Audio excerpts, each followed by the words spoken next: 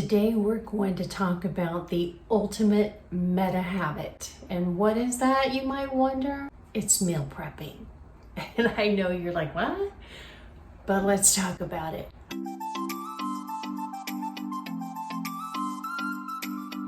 So why is meal prepping the ultimate meta habit when it comes to home life? Well, it's because it results in multiple positive outcomes across time. It impacts so many areas of our lives.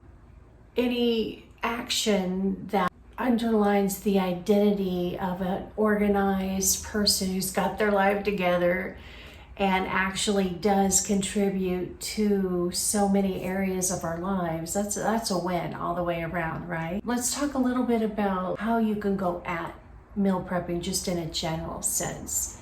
For example, I know some people who really don't like to cook. You know, the last thing they want to do is spend time in the kitchen. I'm not judging. I mean, if you're not into cooking, that's not a flaw. That's just reality. But meal prepping can be gone at in a way that is easier versus more complicated. And then the other side of it is maybe you really enjoy cooking like I do, and you enjoy having a garden, that sort of thing, and you want to make the very most of it all. So, you know, the whole spectrum there, and it's our choice how we go at it.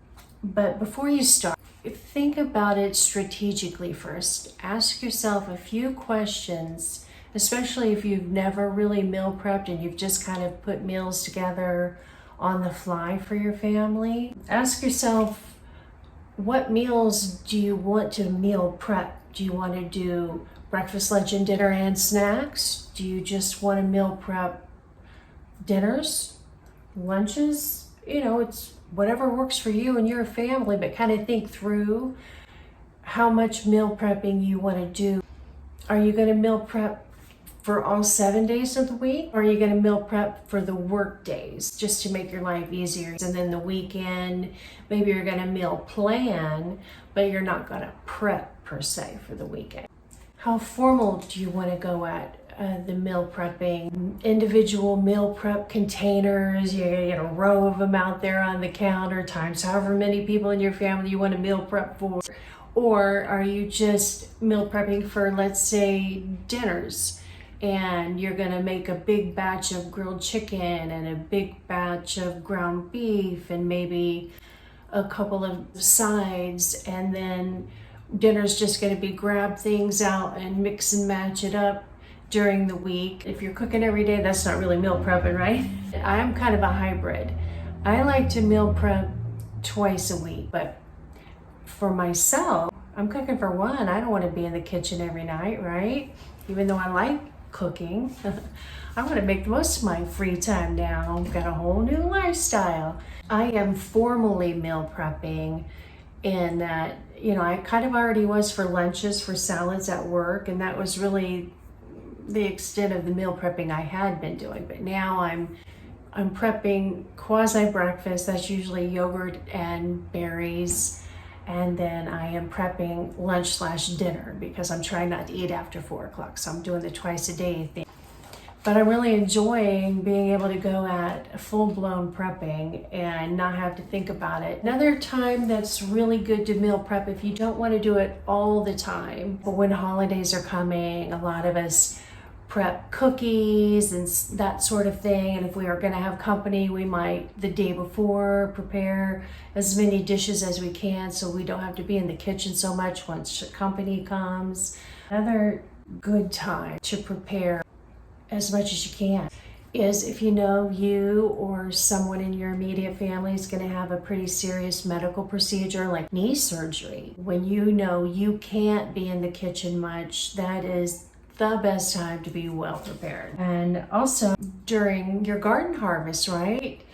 It may not be so much meal prep as it is putting up vegetables and fruits. Even if you don't have a garden, a lot of people go to orchards, but that's also a good time to prepare frozen desserts, not just put things in canning and in the freezer, but, you know, bang out a couple of dishes while you're at it.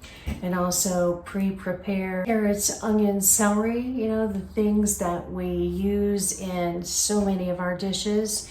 Just chop up a bunch of stuff of that and throw it in the freezer while you're at it. Ziploc bags, whatever it is you're gonna use to put your food preps in, you wanna make sure you have all that on hand before you start cooking. Make a meal plan, starting with those use it up items, and then fill in from there with items that you'll need to purchase or that are coming out of the freezer. Then make your shopping list and go shopping and maximize your kitchen time.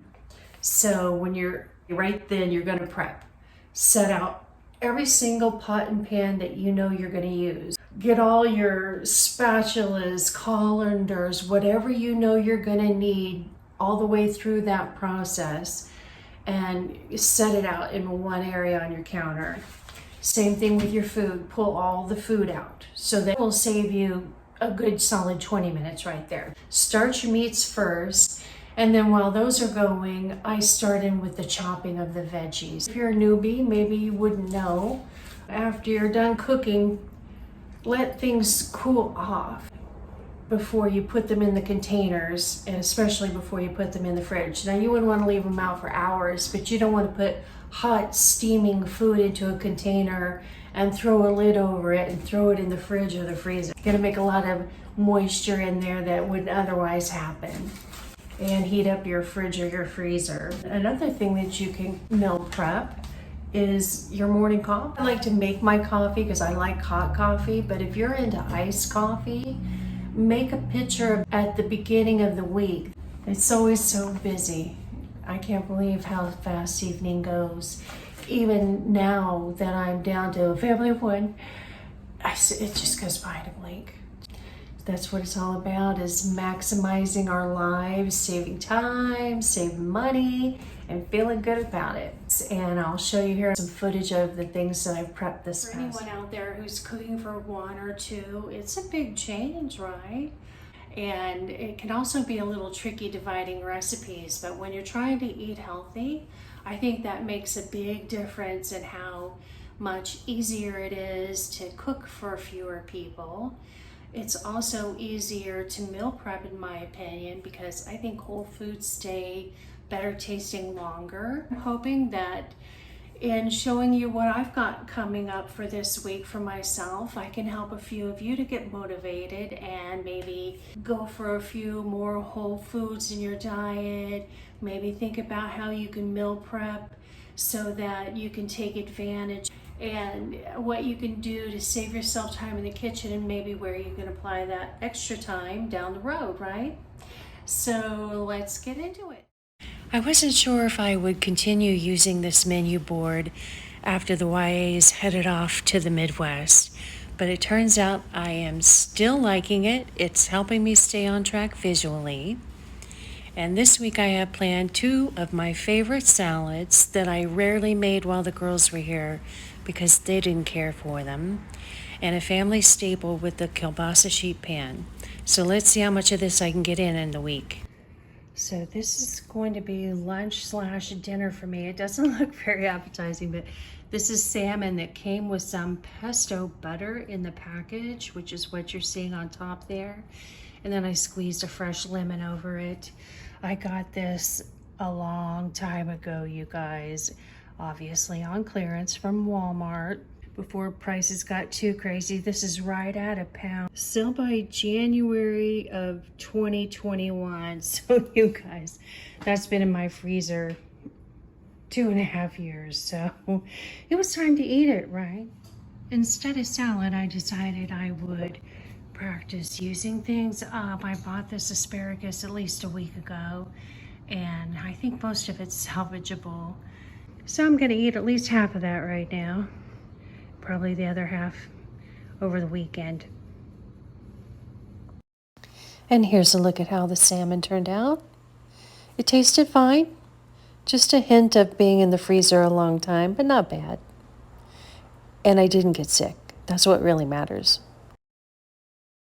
Okay, so these are the ingredients for the broccoli slaw. I'll post the recipe or a link to it down below. Some salmon or some marinated chicken in with my salad to up the protein content as well. So a bag of broccoli slaw, 1 ramen noodle, and then sliced almonds and sunflower seeds. So here's the dressing. It's 1/2 cup of olive oil, 2 tablespoons of apple cider vinegar with the mother, the ramen noodle packet, and 2 tablespoons of the golden monk fruit sweetener.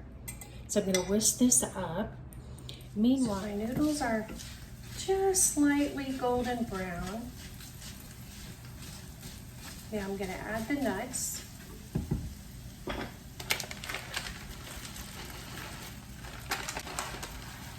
About 1/4 cup of each. Let those sit there and brown for a minute while I whip up the dressing. My leftover salmon is going in the microwave for about 30 seconds. I don't want it to be hot necessarily, but I don't want it cold, that's for sure. Starving, you guys. So here goes my broccoli sauce. And this dressing, I like to put on the slaw and give it a toss before I add the nut and ramen mixture. Give it a toss.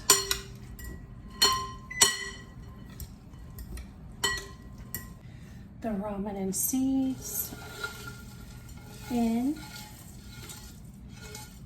Another toss.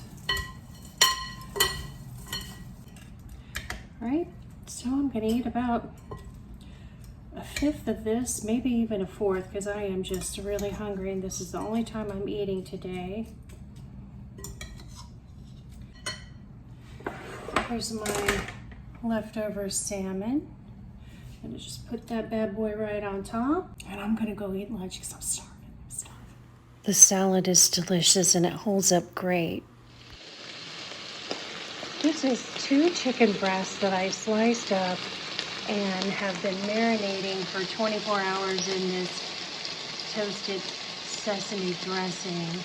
Normally I would make my own, but I've had this on hand for a while. I'm trying to use it up. Dressing, all of this is pretty much cooking off of the meat. And then more of the broccoli slaw salad that I made yesterday is gonna go on top of there. And then I have enough of the broccoli slaw left. I will probably take that to work for lunch tomorrow, and 1/2 of this chicken.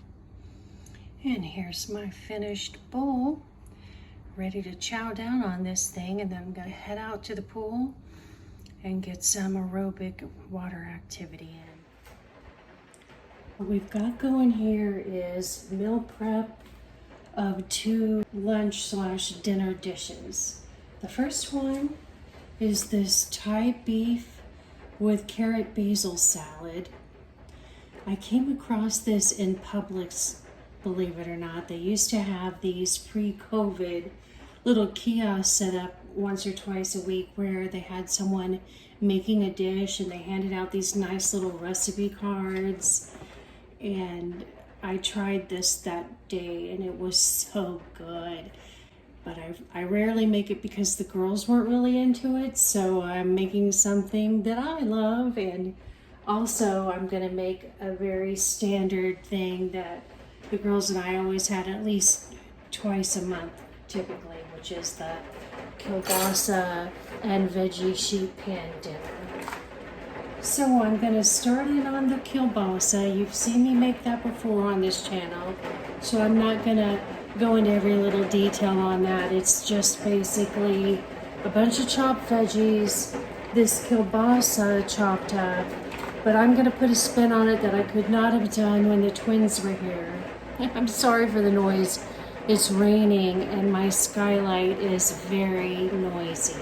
This kielbasa, there's just not enough protein in here because I'm trying to get 140 grams a day. And basically in 2 meals plus a collagen coffee. So that's really hard to do. I have to get at least 50 grams per meal or there's no way I'm even gonna get close, right? So I'm adding 12 of these big shrimp, extra jumbo. They've been in my freezer who knows how long, but they look like they're still good. And this is a much happier nutrition profile, right? 21 grams of protein from the meat, which is still below where I want to be.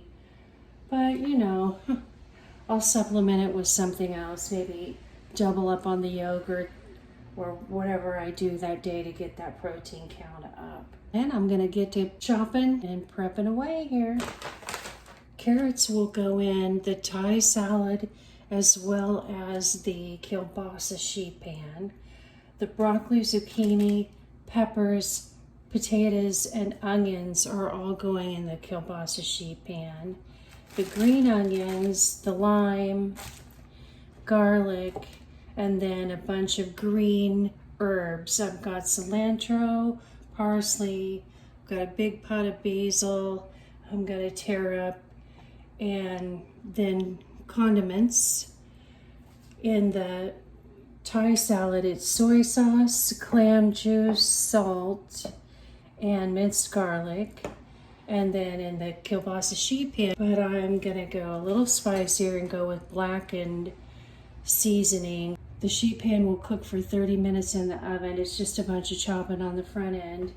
The Thai dish, I have to brown the ground beef. And while that's cooking, I'll be chopping the greens and then, you know, adding the seasoning.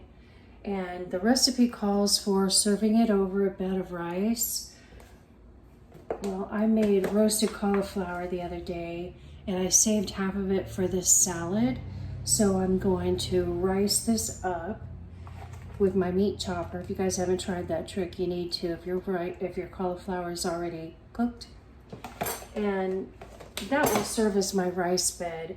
And I may also throw in some chopped up kale to up the veggie content on that dish, because otherwise it's basically just herbs, carrots, and green onions. Well, and cauliflower. So that's the game plan. All right, one last look at the Thai beef with carrot basil salad.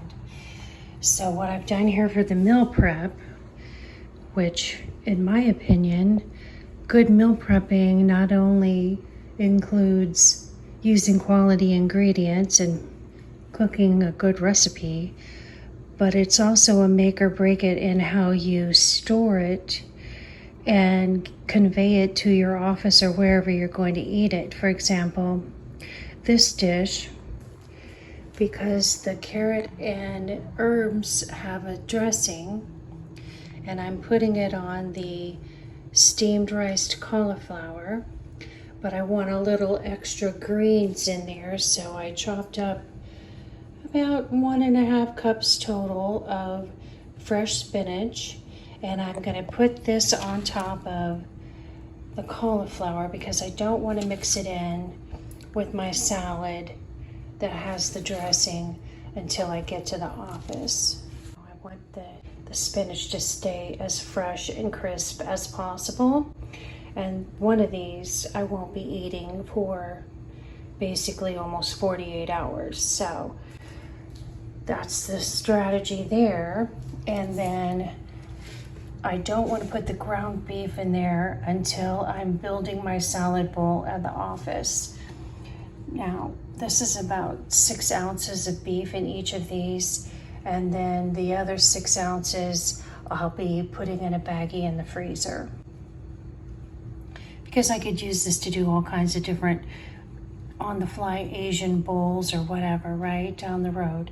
So I'm going to pack these in my lunch bag with a lid on this, and then just before I build my salad bowl at work, I'll microwave the meat just to take the chill off so that it doesn't have that kind of congealed texture, but I don't want to have a hot salad, so that's the game plan. So that's how I'm going to have my little Thai salad.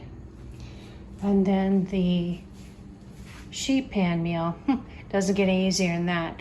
This is going to get divided up into 4 Tupperwares, dumped in, lid on, in the fridge, grab and go. It'll taste amazing.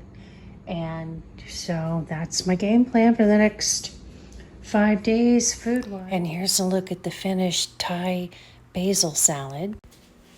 And breakfast for the weekdays will be either an Atkins shake and a scoop of collagen in my to-go cup, or a scoop of collagen in a regular cup of coffee and an Atkins bar. And that gets me to about 40 grams of protein roughly. I also prepped some mango for the freezer and another batch of the keto granola that I take to work for my yogurt, and put it into individual Ziploc bags to grab and go. Thanks for tuning in, you guys. I'll see you on the next one.